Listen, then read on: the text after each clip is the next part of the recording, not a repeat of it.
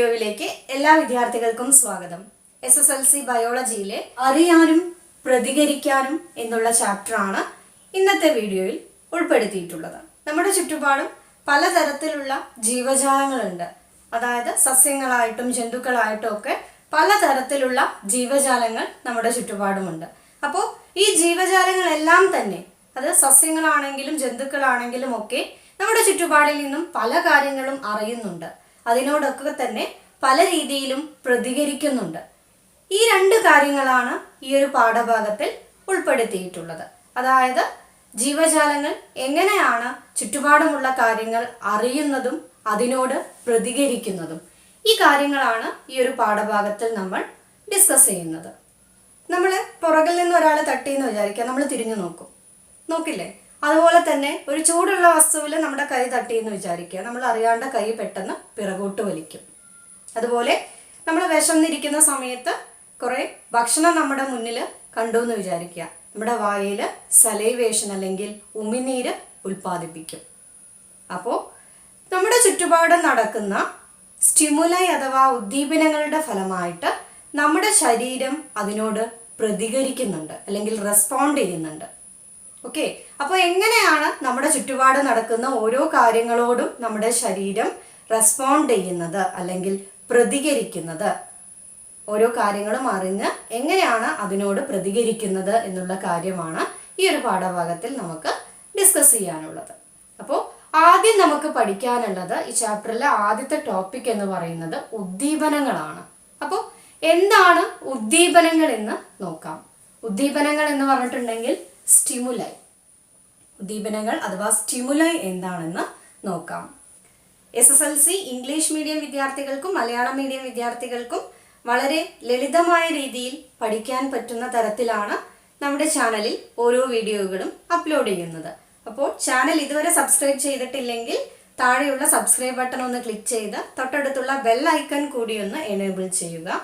All എന്ന option കൂടി select ചെയ്താൽ നമ്മൾ വീഡിയോകൾ അപ്ലോഡ് ചെയ്യുമ്പോൾ തന്നെ നിങ്ങൾക്ക് മൊബൈലിലേക്ക് നോട്ടിഫിക്കേഷൻസ് ലഭിക്കുന്നതായിരിക്കും.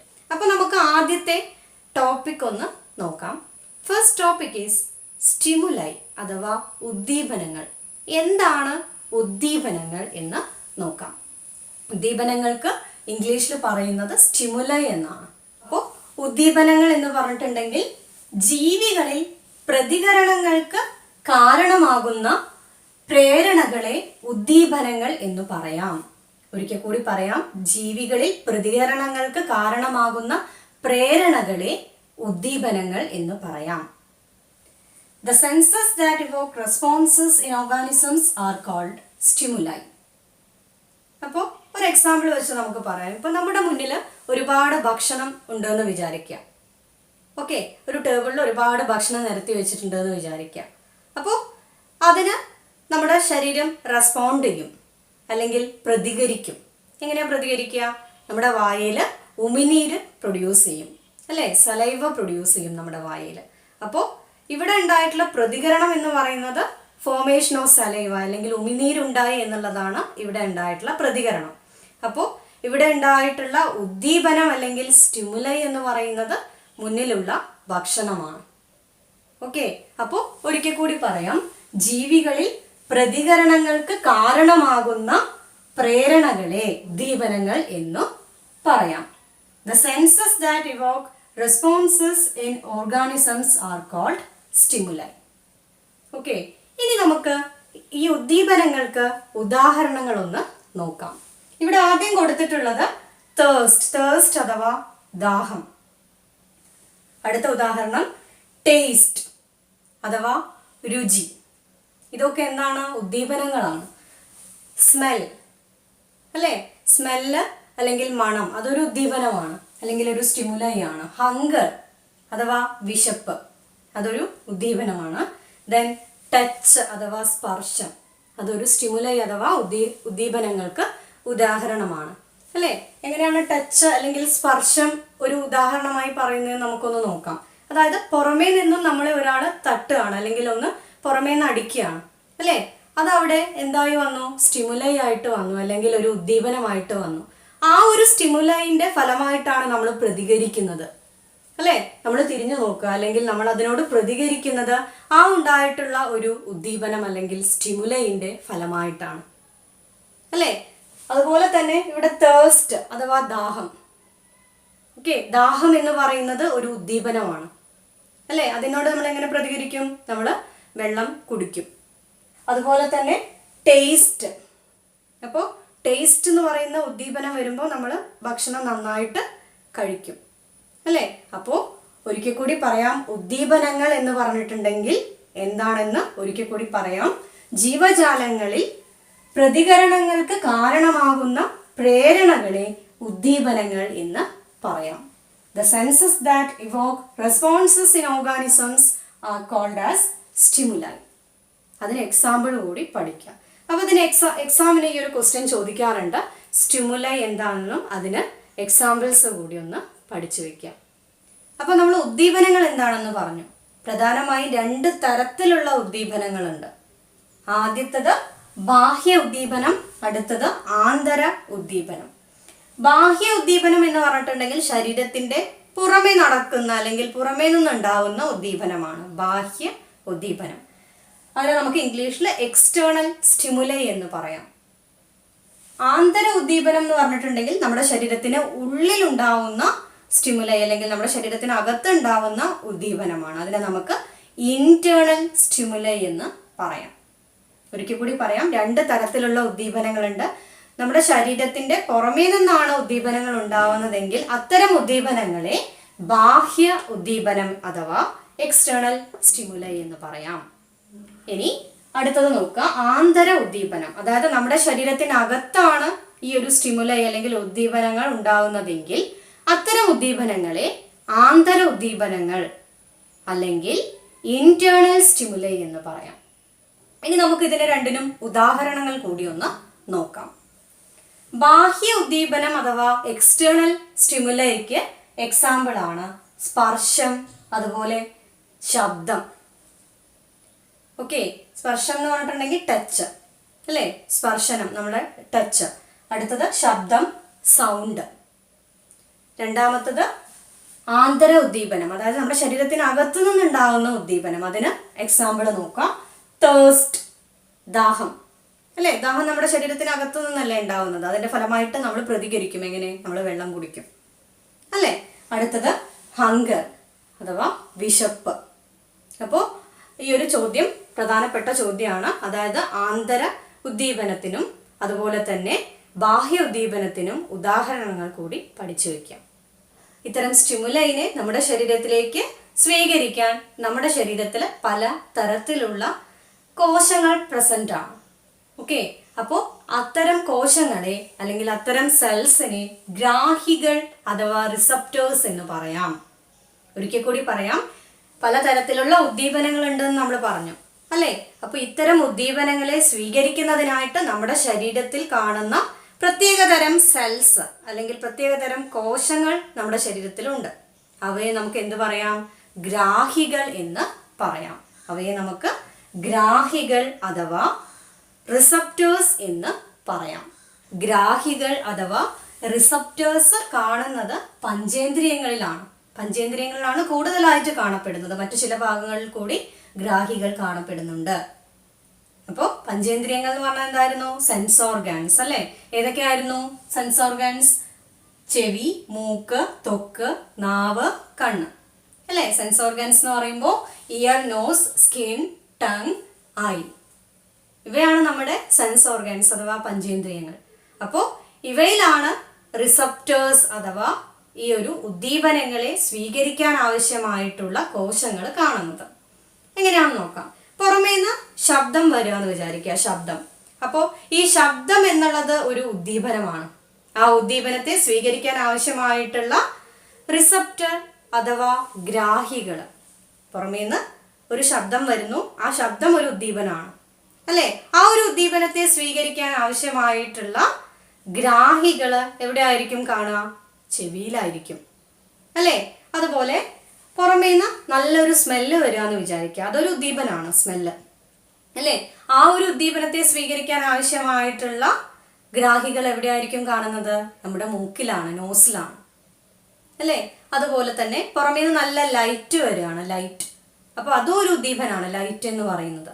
അപ്പം ഈ ഒരു ലൈറ്റിനെ സ്വീകരിക്കാൻ ആവശ്യമായിട്ടുള്ള ഗ്രാഹികൾ കാണുന്നത് നമ്മുടെ കണ്ണുകളിലാണ്. ആന്തരികമായിട്ടും ബാഹ്യമായിട്ടും അല്ലെങ്കിൽ എക്സ്റ്റേണൽ ആയിട്ടും ഇന്റേണൽ ആയിട്ടും ലഭിക്കുന്ന ഉദ്ദീപനങ്ങൾ അല്ലെങ്കിൽ സ്റ്റിമുലൈകളെ നമ്മുടെ റിസപ്റ്റേഴ്സ് അഥവാ നമ്മുടെ ഗ്രാഹികൾ സ്വീകരിക്കുന്നുണ്ട്. സ്വീകരിച്ചാൽ മാത്രം മതിയോ? പോരാ, അല്ലേ? ഇവ സ്വീകരിച്ചിട്ട് കുഞ്ഞു കുഞ്ഞു മെസ്സേജുകളാക്കി മാറ്റും. ഇതിനെ ചെറിയ ചെറിയ മെസ്സേജുകളായിട്ട് ഇതിനെ അല്ലെങ്കിൽ ചെറിയ ചെറിയ സന്ദേശങ്ങളായിട്ട് മാറ്റും ഇവയെ. എന്നിട്ട് ഇതിനെ ഒന്നെങ്കിൽ നമ്മുടെ തലച്ചോറിലേക്ക്, നമ്മുടെ ബ്രെയിനിലേക്ക്, അല്ലെങ്കിൽ നമ്മുടെ സ്പൈനൽ കോഡിലേക്ക്. സ്പൈനൽ കോഡ് എന്തായിരുന്നു? സുഷുമ്ന, അല്ലേ? അപ്പോൾ ഇങ്ങനെ ഗ്രാഹികൾ സ്വീകരിച്ചിട്ടുള്ള ഉദ്ദീപനങ്ങളെ ഒന്നെങ്കിൽ നമ്മുടെ തലച്ചോറിലേക്ക് അല്ലെങ്കിൽ നമ്മുടെ സുഷുമ്ന അഥവാ സ്പൈനൽ കോഡിലേക്ക് കുഞ്ഞു കുഞ്ഞു മെസ്സേജുകളായിട്ട് അല്ലെങ്കിൽ സന്ദേശങ്ങളായിട്ട് എത്തിക്കും. ഇത് എത്തിക്കുന്നത് വളരെ പെട്ടെന്നാണ് നടക്കുക, ഒരുപാട് സമയമൊന്നും എടുക്കില്ല, വളരെ ചുരുങ്ങിയ സമയം കൊണ്ട് തന്നെ എത്തിക്കും. അപ്പോൾ ഈ എത്തുന്ന മെസ്സേജുകൾ നമ്മുടെ തലച്ചോറിലോ അല്ലെങ്കിൽ നമ്മുടെ സുഷുമ്നയിലോ എത്തുന്നതിൻ്റെ ഫലമായിട്ടാണ് നമ്മൾ പ്രതികരിക്കുന്നത്. ഫോർ എക്സാമ്പിൾ, നമ്മളിപ്പോൾ ഒരു മുള്ള്, നമ്മുടെ വിരലിൽ ഒരു മുള്ള് തട്ടി എന്ന് വിചാരിക്കാം.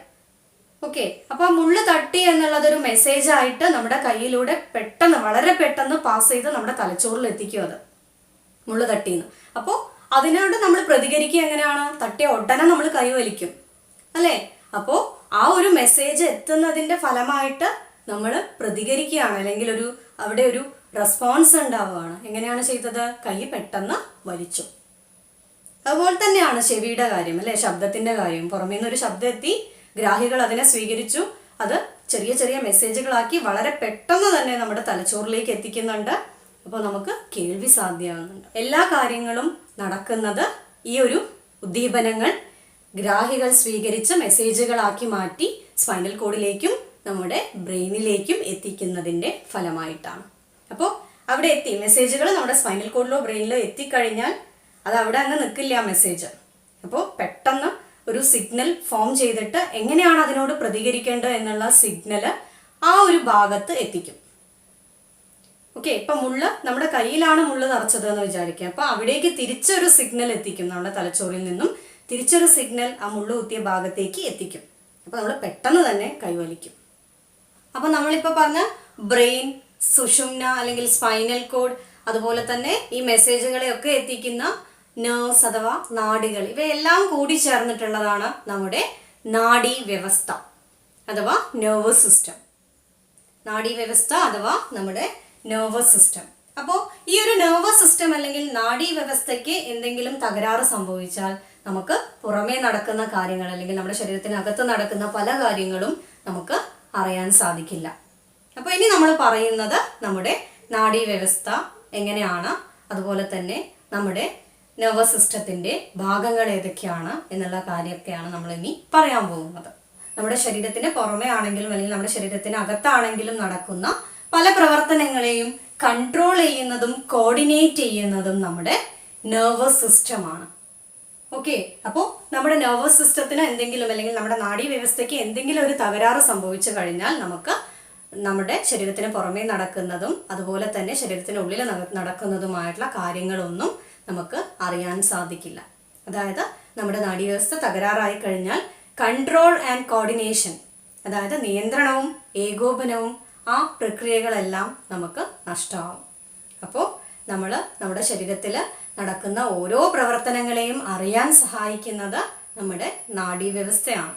അപ്പോൾ ഈ ഒരു നാഡീവ്യവസ്ഥയുടെ ഏറ്റവും അടിസ്ഥാനമായിട്ടുള്ള ഘടകമാണ് നാഡീകോശങ്ങൾ. അതായത് നാഡീവ്യവസ്ഥ എന്ന് പറയുന്ന നാഡീവ്യവസ്ഥയിൽ ഒരുപാട് നാഡീകോശങ്ങളുണ്ട്. അപ്പോൾ ഈ നാഡീകോശങ്ങളാണ് നമ്മുടെ നാഡീവ്യവസ്ഥയുടെ അടിസ്ഥാന ഘടകം. അതായത് നാഡീകോശങ്ങളെ ന്യൂറോൺ എന്ന് പറയാം. നാഡീകോശങ്ങളെ ഇംഗ്ലീഷിൽ ന്യൂറോൺ എന്ന് പറയാം. അപ്പോൾ ഈ ന്യൂറോൺ ആണ് ഏറ്റവും ബേസിക് ആയിട്ടുള്ള യൂണിറ്റ്. നമ്മുടെ നെർവസ് സിസ്റ്റത്തിന്റെ ബേസിക് യൂണിറ്റ് എന്ന് പറയുന്നത് ന്യൂറോൺ ആണ്. അപ്പോൾ ഇനി നമുക്ക് പഠിക്കാനുള്ളത് ന്യൂറോണിന്റെ സ്ട്രക്ചർ ആണ്. അപ്പോൾ ഇനി നമ്മൾ ഡിസ്കസ് ചെയ്യുന്നത് നമ്മുടെ നാഡീകോശം അഥവാ ന്യൂറോണിന്റെ ഘടനയാണ് അല്ലെങ്കിൽ ന്യൂറോണിന്റെ സ്ട്രക്ചർ ആണ്. മറ്റ് എല്ലാ കോശങ്ങളെ പോലെയും നമ്മുടെ ശരീരത്തിലുള്ള മറ്റെല്ലാ കോശങ്ങളെ പോലെയും നമ്മുടെ നാഡീകോശത്തിന് അഥവാ നമ്മുടെ ന്യൂറോണിന് ഒരു വ്യക്തമായ ന്യൂക്ലിയസ് ഉണ്ട് അല്ലേ. ന്യൂക്ലിയസ് എന്ന് പറഞ്ഞാൽ മർമ്മം ഉണ്ട് അല്ലേ. അപ്പോൾ ഇതാണ് ന്യൂക്ലിയസ്. നമ്മുടെ നാഡീകോശത്തിന്റെ ഘടനയാണ് ഇവിടെ കാണിച്ചിട്ടുള്ളത്. ഇതിന് മർമ്മം അഥവാ ന്യൂക്ലിയസ് ഉണ്ട്. അതുപോലെ തന്നെ മറ്റു കോശങ്ങളിലൊക്കെ കാണുന്നത് പോലെ തന്നെ ഒരു കോശസ്തരവും ഉണ്ട്. കോശസ്തരം എന്ന് പറഞ്ഞാൽ എന്തായിരുന്നു? സെൽ മെംബ്രെയിൻ അല്ലേ. കോശത്തിന്റെ പുറമേ കാണുന്ന ഒരു സ്ഥലമാണ്, അതിനാണ് കോശസ്തരം എന്ന് പറയുന്നത്. അതുപോലെ തന്നെ സൈറ്റോപ്ലാസം അല്ലെങ്കിൽ കോശദ്രവ്യവും ഉണ്ട്. അപ്പോൾ ഇനി നമുക്ക് നാഡീകോശം അഥവാ ന്യൂറോണിന്റെ ഓരോ ഭാഗങ്ങളും നോക്കാം. സെന്ററിലായിട്ട് കാണുന്ന ഈ ഒരു ഭാഗത്തിനെ മർമ്മം എന്ന് പറയാം. മർമ്മത്തിന് ഇംഗ്ലീഷ് ന്യൂക്ലിയസ്. അതുപോലെ തന്നെ ഈ കാണുന്നതാണ് കോശദ്രവ്യം അഥവാ സൈറ്റോപ്ലാസം. അടുത്തതായി പറയുന്നത് കോശ ശരീരമാണ്. അതായത് ഇത്രയും ഭാഗങ്ങളെ ഒരുമിച്ച് നമുക്ക് കോശ ശരീരം എന്ന് പറയാം അഥവാ സെൽ ബോഡി എന്ന് പറയാം. ഇനി ഈ ഒരു കോശ ശരീരത്തിന്റെ പുറമേക്ക് തള്ളി നിൽക്കുന്ന ഈ ഭാഗങ്ങൾ, ഈ ഭാഗങ്ങളെ നമുക്ക് ഡെൻഡ്രോൺ എന്ന് പറയാം. ഓക്കെ. ഡെൻഡ്രോണിന്റെ അറ്റത്തായിട്ട് വീണ്ടും ബ്രാഞ്ചസ് ആയിട്ട് ചെറിയ ചെറിയ ശാഖകളുണ്ട്. ഈ കാണുന്ന ഭാഗമാണ് ഡെൻഡ്രോൺ. ഇതിന്റെ അറ്റത്തായിട്ട് വീണ്ടും ചെറിയ ചെറിയ ശാഖകളുണ്ട്. അതിനെ പറയുന്ന പേരാണ് ഡെൻഡ്രൈറ്റ്സ്. മാറിപ്പോവരുത്, ഡെൻഡ്രൈറ്റ്സ്. ഇനി കോശ ശരീരത്തിൽ നിന്നും ഒരു ആക്സോൺ ഇവിടെ വരുന്നുണ്ട്. ഈ കാണുന്ന ഭാഗത്തെയാണ് ആക്സോൺ എന്ന് പറയുന്നത്. ആക്സോൺ. ഓക്കെ. ആക്സോണിന്റെ ഏറ്റവും അറ്റത്തായിട്ട് കാണുന്ന ഈ ഒരു സ്ട്രക്ചർ, നോബ് ലൈക്ക് സ്ട്രക്ചർ ആണ് സിനോപ്റ്റിക് നോബ് എന്ന് പറയുന്നത്. ഒരിക്കൽ കൂടി പറയാം. ഇവിടെ കോശ ശരീരത്തിൽ നിന്നും ഒരു ആക്സോൺ വരുന്നുണ്ട്. ഈ ആക്സോണിന്റെ അറ്റത്തായിട്ട് കാണുന്ന നോബ് ലൈക്ക് സ്ട്രക്ചറിനെ എന്ത് പറഞ്ഞു? സിനാപ്റ്റിക് നോബ് എന്ന് പറഞ്ഞു. ഓക്കെ. ഇനി ആക്സോണിനെ കവർ ചെയ്തുകൊണ്ട് കാണുന്ന ഈ ഭാഗത്തെ മൈലിൻ ഷീത്ത് എന്ന് പറയാം. ആക്സോണിനെ പൊതിഞ്ഞ് കാണുന്ന ഭാഗമാണ്, കവർ ചെയ്ത് കാണുന്ന ഭാഗത്തിനെ മൈലിൻ ഷീത്ത് എന്ന് പറയാം. ഇവിടെ കാണുന്ന ചെറിയ ചെറിയ സെൽസ് ഉണ്ട്, അതിനെ നമുക്ക് ഷ്വാൻ കോശം അഥവാ ഷ്വാൻ സെൽസ് എന്ന് പറയാം. ഷ്വാൻ കോശങ്ങൾ എന്ന് പറയാം. അപ്പോൾ ഇവിടെ ഈ ഒരു ആക്സോണിന്റെ അറ്റത്തായിട്ട് കാണുന്ന ഈ ബ്രാഞ്ചസിനെ എന്ത് പറയാം? ആക്സോണൈറ്റ് എന്ന് പറയാം. ഈ ആക്സോണൈറ്റിന്റെ അറ്റത്ത് കാണുന്ന നോബ് ലൈക്ക് സ്ട്രക്ചർ ഉണ്ട് അല്ലേ. ചെറിയ ചെറിയ നോബ് പോലെയുള്ള സ്ട്രക്ചേഴ്സ് ഉണ്ട്, അതിനെ നമുക്ക് സിനാപ്റ്റിക് നോബ് എന്ന് പറയാം. ഈ സിനാപ്റ്റിക് നോബാണ് അടുത്തുള്ള ഒരു ന്യൂറോണുമായിട്ട് ടച്ച് ചെയ്ത് നിൽക്കുന്നത്. അതായത് നമ്മുടെ നാഡീവ്യവസ്ഥ എന്ന് പറയുന്നത് ഇതുപോലെയുള്ള മില്യൺസ് ഓഫ് ന്യൂറോൺ, കോടിക്കണക്കിന് ന്യൂറോൺ ചേർന്ന് ഒരു ചെയിൻ പോലെ കണക്ട് ചെയ്ത് നിന്നിട്ടാണ് നമ്മുടെ നാഡീവ്യവസ്ഥ ഉണ്ടായിട്ടുള്ളത്. ഓക്കെ. അപ്പോൾ ഇതെങ്ങനെയാണ് കണക്ട് ചെയ്യുന്നതെന്ന് നോക്കാം. ഇങ്ങനെയുള്ള ഒരു ന്യൂറോണ് തൊട്ടടുത്തുള്ള ന്യൂറോണിന്റെ ഡെൻഡ്രൈറ്റുമായിട്ടാണ് കണക്ട് ചെയ്യുക. ഓക്കെ.